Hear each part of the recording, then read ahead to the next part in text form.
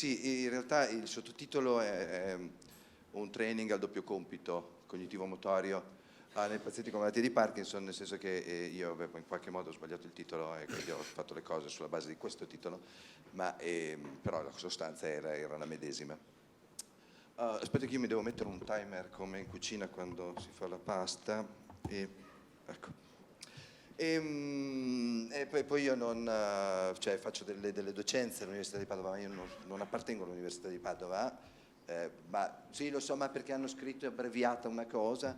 Io lavoro in un centro che fa riabilitazione dei disturbi cognitivi a tecnologia avanzata e vediamo circa 1200 pazienti neurologici all'anno e incidentalmente un poco più di 350 parkinsoniani l'anno seguiamo in riabilitazione multidisciplinare. E da questo tipo di lavoro partivano un po' le riflessioni che volevo fare oggi. Noi sappiamo, chi non lo sa, non importa, insomma, la malattia di Parkinson sostanzialmente è dovuta, no, a una progressiva degenerazione e una perdita dei neuroni dopaminergici nella sostanza nigra e con un coinvolgimento quindi importante dei gangli della base che non fanno più il loro dovere. E così dal punto di vista, questo poi alcune sono tagliate, ma c'est pas grave. Così c'è una propagazione di questa alfa-sinucleina, che è una proteina che si comporta un po' come i prioni, che piano piano investe il cervello e lo intossica in qualche modo, creando disturbi cognitivi estesi. Alla base di tutto, no, c'è in qualche modo il sistema dopaminergico che non funziona e è organizzato in 4 vie principali, una nigrostriatale, una mesolimbica, una mesocorticale e una infine tuberoinfundibolare, ma aspetta, c'è un pointer qui dentro? Ma non oso toccarlo però. Ah, perfetto. E quello di cui adesso noi ci interesseremo è sostanzialmente quella nigrostriatale, perché è quella particolarmente associata al movimento e alle funzioni esecutive, quindi è tutta la zona frontale prefrontale e le cortecce motorie nella malattia di Parkinson, oltre che ovviamente nella fisiologia. E a sua volta la nigrostriatale ha 3 anelli paralleli di circuito che controllano 3 forme diverse ovviamente di elaborazione cognitiva, quindi una di tipo motorio, con cortecce motorie, una di tipo più cognitivo con le premotorie, quindi la parte di programmazione del movimento, e infine una di tipo motivazionale. Partendo da questo, quindi da questa idea dell'organizzazione, ok? Noi restiamo legati alle funzioni dei gangli della base, che appunto sono molto estese, ma c'era un vecchio lavoro definiva in maniera strepitosa i nuclei della base, definendoli la soluzione dei vertebrati al problema della selezione ovviamente non la selezione naturale, ma la selezione fra 2 algoritmi cognitivi concorrenti. Cioè, voi pensate che se è vero, no, che il nucleo della base mi fanno alternare su 2 compiti concorrenti, quindi mi dicono stai ferma gamba sinistra perché deve andare avanti la destra, poi stai ferma a destra perché deve andare avanti la sinistra, funziona anche in altre componenti, vuol dire nel bilinguismo. Se tu parli inglese e italiano e stai parlando inglese devi fermare l'italiano che altrimenti uscirebbe preponderante, e i nuclei della base fanno questa cosa. Quindi la selezione tra la parte cognitiva che serve rispetto all'altro algoritmo cognitivo concorrente che deve starsene lì buono pronto eventualmente a essere attivato, ma lo deve tenere fermo. Quindi questo sistema di inibizione lo ritroviamo nei modelli delle funzioni esecutive estesi, no? Un po' come quello di Adele Diamond, che purtroppo non si studia a scuola, e che include all'interno delle funzioni esecutive anche tutta una parte necessaria all'inibizione e partendo anche dal presupposto che nella materia di Parkinson il problema inibitorio è preponderante,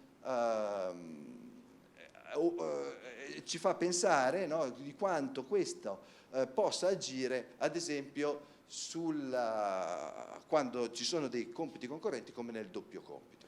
Il doppio compito perché? Chi se ne frega il doppio compito, no? Cioè, generalmente, ma però quando noi camminiamo, e vuol dire, quando ci siamo alzati, che camminavamo sulle nocche, no? Poi ci siamo alzati in piedi, era per avere le mani libere e mentre si cammina fare qualcos'altro, quindi è importante il doppio compito, soprattutto quando ad esempio si cammina. E il doppio compito alla fine si misura in termini di costi, cioè il compito singolo confrontato con quando fai due compiti contemporaneamente ti dà uno scarto, no? Cioè le cose vanno meno bene del previsto. Questo è il peso del doppio compito. E questo viene risolto generalmente con un sistema che utilizza dei modi, va bene, di organizzare i compiti cognitivi concorrenti. Io sono un amante dei modelli perché secondo me non si può pensare senza modelli, soprattutto quando si fa la riabilitazione, e ci sono 4 modelli per il doppio compito, uno a collo di bottiglia, no? Dice, caspita, se io ho uno stesso network che mi sta controllando 2 compiti, come faccio? E allora semplicemente dice, vabbè, uno lo rallento, lascio passare l'altro, quando il network è libero do il via all'altro compito cognitivo. Ma così come c'è questo capacity sharing model, cioè vengono eseguiti in parallelo, dove quello più complicato viene un po' più rallentato. Perché? Perché l'attenzione sostanzialmente è una sola e la devi deviare un po' su quello che ti interessa e un po' su quello che in qualche modo può andare avanti per conto suo. E una delle cose che noi facciamo andare avanti per conto loro sono proprio le nostre gambe, no? Un terzo modello è questo processing con un executive processing e interactive control, dove come dire, prevede la possibilità di eseguire in maniera sequenziale, quindi anziché in parallelo, quindi fermo un algoritmo, porto avanti uno, fermo quello, porto avanti l'altro. E alla fine l'idea dell'utilizzo, forse l'ultimo e un po' più recente, l'utilizzo delle risorse multiple. Cioè, in qualche modo che il conflitto fra i vari algoritmi cognitivi avviene a livelli diversi, no? E quindi a seconda a che punto è l'elaborazione di quel nostro processo cognitivo, il cervello decide che cosa mandare in automatico e che cosa no. Ad esempio però quando si parla e si cammina, e questo noi lo vediamo per strada, no? Quando ci sono delle persone anziane che camminano e a un certo momento mentre camminano la cosa si fa interessante e quando si fa interessante si fermano, va bene? E tu sei dietro e dici, cioè, puoi anche parlare mentre cammini, e invece no. Perché, a parte il fatto che l'anzianità, voglio dire, porta a peggiorare questo tipo di cose, ma anche noi, perché se noi stiamo camminando in un certo momento scopriamo che non abbiamo il telefono in tasca, facciamo questa cosa qua, cioè ti fermi, va bene? Ma perché ti fermi? Allora ti fermi perché la nostra zucca decide che in un qualche modo deve usare una strategia che pone la postura per primo, quindi la posture first strategy, cioè tu devi mettere prima di tutto in sicurezza l'equilibrio, cioè non devi cadere, poi puoi pensare. Cioè, in questo senso, noi non siamo fatti per cadere, per quello che quando gli anziani arrivano e ti dicono sono caduto, non va bene, perché non devono cadere, cioè non è una roba normale cadere, noi siamo fatti per stare in piedi e tutto il sistema che ci tiene in piedi non è nemmeno cosciente, perché insomma, avviene a livello troncoencefalico, insomma, al di là della nostra coscienza. Quindi il sistema normale è quello di ottimizzare la parte automatica del passo proprio per tenerci in salvo e non farci cadere. Come si fa? Così. Ma se invece a camminare un parkinsoniano, che poveretto ha il baricentro spostato in avanti perché sono camptocormici, hanno il passo, sono un po' più corti i passi, cioè la cosa si complica veramente, soprattutto perché loro hanno potrebbero avere, ad esempio il cervello potrebbe avere come priorità l'idea di tenerle in piedi. E quindi già l'alterazione sul piano dopaminergico dei sistemi mesocorticali che aiutano a coordinare e controllare l'automatismo del passo durante i compiti cognitivi salta. Così che cosa succede? Che quando io se una persona appunto col Parkinson comincia a camminare ma fa anche un altro compito, gli si riduce la lunghezza del passo, perfetto, perché questo succede anche nei sani, no? Cioè io non mi ricordo più dove ho messo il telefono e riduco la lunghezza del passo, ma cambia la simmetria, c'è un passo corto, uno lungo, e questo aumenta il rischio di caduta. E quello di cui noi ci vogliamo occupare è proprio questo, cioè se la neuropsicologia si può occupare della possibilità di controllare questo rischio di caduta. Questo perché? Perché hanno un modo totalmente inadeguato di attribuire le risorse e cioè considerano estremamente efficiente il sistema automatico del cammino, cosa che ovviamente non è, e danno maggior priorità all'aspetto cognitivo piuttosto che al controllo del loro movimento. E in buona sostanza fanno esattamente il contrario di quello che bisognerebbe fare. Cioè qualche volta fanno dei passi più lunghi, li fanno asimmetrici, hanno un'interferenza molto grave al doppio compito, cioè fanno il contrario, ovvero presentano una posture second strategy, in cui la postura è l'ultimo dei loro problemi, e per questo cadono. Cioè, se voi li vedete, questi partono camminando perché devono prendere questa cosa, se ne strafregano di come stanno camminando, l'importante è arrivare all'obiettivo e poi suonano in terra. No? E questo perché c'è proprio un'alterazione del sistema dell'attribuzione delle priorità. Ora, la domanda è, si possono allenare questi a non cadere aspetta che guardo l'ora, ok? A non cadere o comunque a gestire meglio un doppio compito e quindi ridurre il rischio della caduta? Qui non si vede niente perché mi si è spaginato un pochino nei colori. Allora, noi seguiamo tutti questi pazienti quali arrivano e sono inviati e vengono inseriti in un approccio multidisciplinare, perché quello in cui io credo è che i pazienti neurologici vanno seguiti sul piano multidisciplinare sempre. Non possiamo andare a scatole chiuse, a compartimenti stagni, dove il neuropsicologo non parla con nessun altro, non è aiutato da nessun altro, cioè dall'orecchio in su ci sono diverse funzioni di cui si occupano anche altri professionisti, no? Per cui affrontano una valutazione logopedica, fisioterapica, le valutazioni di una terapista occupazionale e poi finiscono così in pasto anche al neuropsicologo e vengono fatti insomma poi dopo dei controlli e inizia una riabilitazione complessa. Per cui contemporaneamente noi guardiamo gli aspetti del linguaggio, la terapia occupazionale e poi le riabilitazioni invece di tipo neuromotorio, in cui usiamo cognitivo, in cui usiamo soprattutto un training basato su compiti computerizzati, controllati, ne abbiamo tantissimi, in modo che ogni volta tu vedi come questi si comportano e l'abilità del neuropsicologo è decidere quale compito fargli fare dopo sulla base di come questo compito è stato eseguito e quanto questo fitta o non fitta all'interno di un modello che tu hai in mente del funzionamento dell'architettura cognitiva del paziente.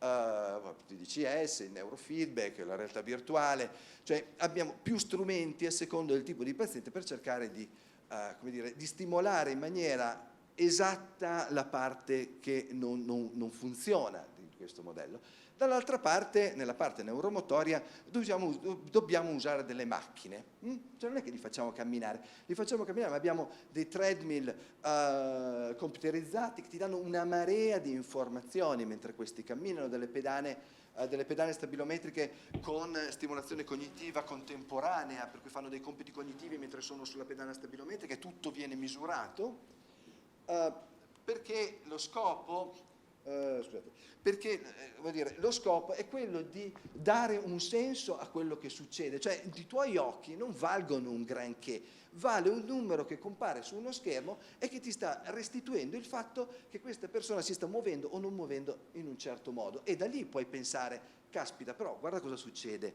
no? A questo passo e così via. Cosa succede? Quando tu fai una stimolazione di tipo cognitivo, succedono delle cose dentro la testa, no? E cioè attivi dei sistemi di compensazione cerebrale, per cui in termini plastici, proprio di plasticità, per cui c'è ad esempio una maggiore attivazione cioè dopo, no? Un compito computerizzato della zona prefrontale, della corteccia, e soprattutto all'interno del network del resting state, cioè che è una, come dire, è la parte del lobulo parietale. La neuropsicologia moderna ragiona in termini di network, va bene? Cioè una volta c'era un localizzazionismo stretto, adesso cominciamo a ragionare in termini di rete, cioè di pezzi di cervello che lavorano tutti insieme, no? Verso il mantenimento di una certa capacità cognitiva.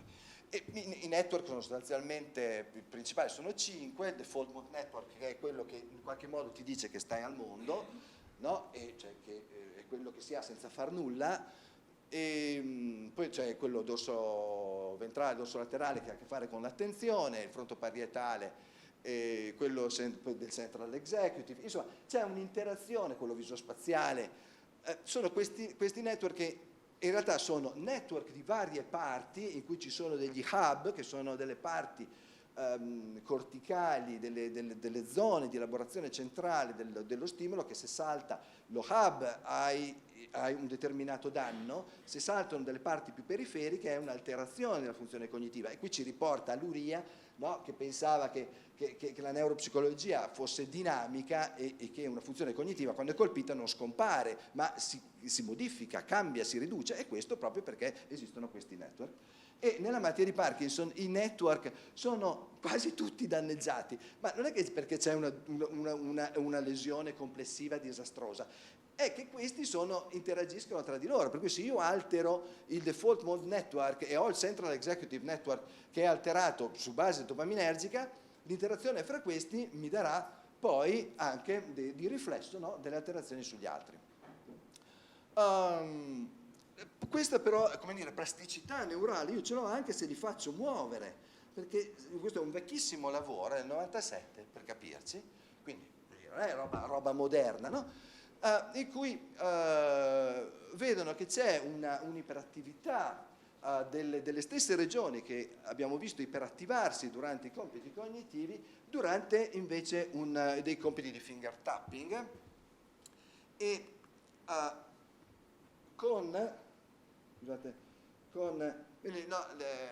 le regioni, l'inferior parietal cortex e la medial frontal cortex, che cambiano le loro attivazioni, ma la cosa interessante è che c'è una maggiore attivazione della premotoria laterale e della parietale e una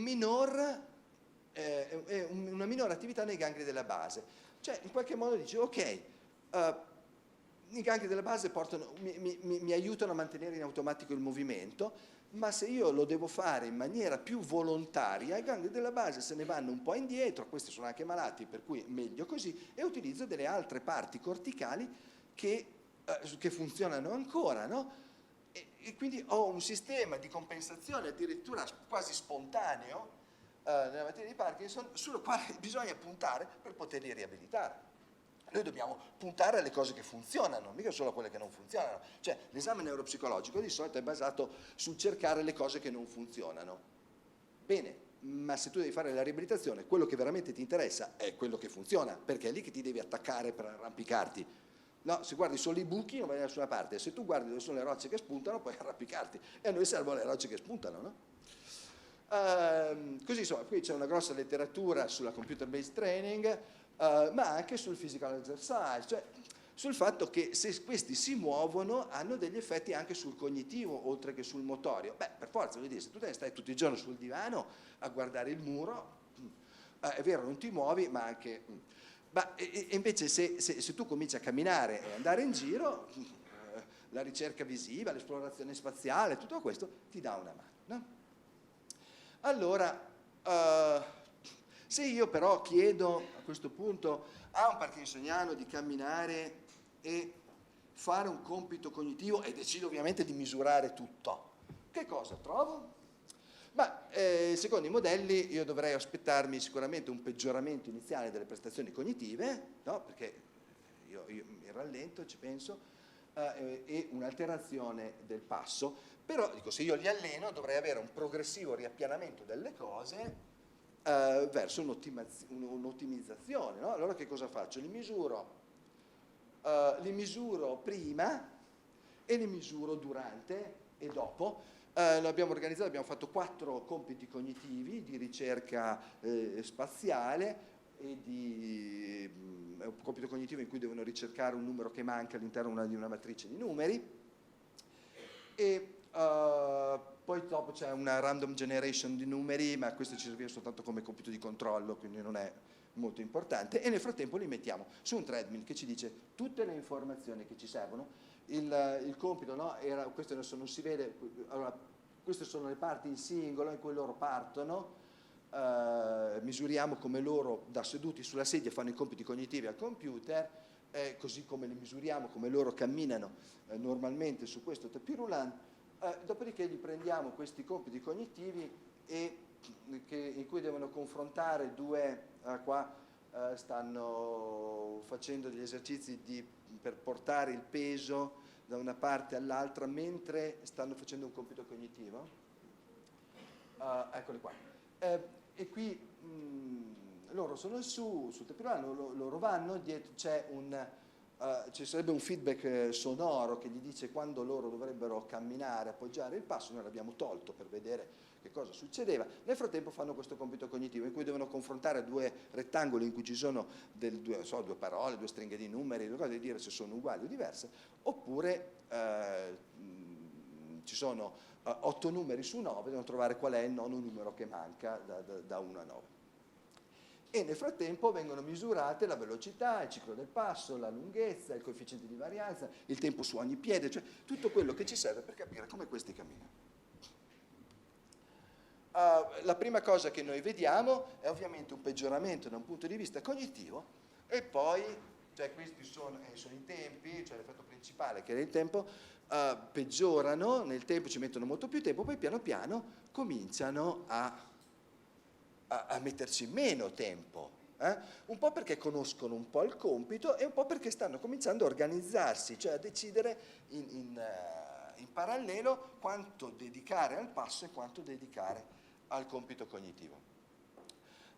Questo è una cosa molto, secondo me, interessante, cioè se io guardo il fattore cognitivo, cioè quanto questi sono deteriorati sul piano cognitivo, io scopro facendo un'analisi di correlazione che la parte, diciamo che così misurata con uno strumento piuttosto banale e poco raffinato, come il MoCA, vedo che il MoCA mi correla con tutti i compiti cognitivi, perché è ovvio, no? Cioè più sei su, meglio vai.